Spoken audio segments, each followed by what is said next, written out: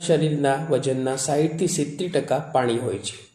પાણી શરીરમાં જૈવિક ક્રિયાઓના માધ્યમ તરીકે આવશ્યક છે.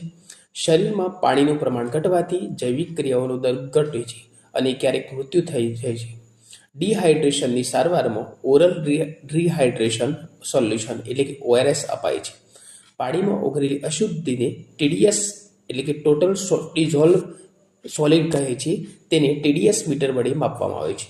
TDS મીટરને એટલે કે TDSને ppm એટલે કે પાર્ટ્સ પર મિલિયનમાં માપવામાં આવે છે. સૌથી શુદ્ધ પાણી RO એટલે કે રિવર્સ ઓસ્મોસિસનું હોય છે. હવે પાણી અને તેની ppm વિશે જોઈશું. તો આદર્શ પાણી એટલે કે વરસાદનું પાણી અને ROનું પાણીની ppm હોય છે 0 થી 50 ppm. ઝરણાનું એટલે કે કાર્બન ફિલ્ટરનું પાણી 51 થી 100 ppm.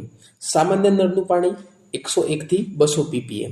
કઠિન પાણીની ppm હોય છે 201 થી 400 ppm. વધારે ક્ષારવાળું પાણી તો 401 થી 500 ppm અને પીવા માટે હાનિકારક પાણીની ppm હોય છે 500 થી વધુ.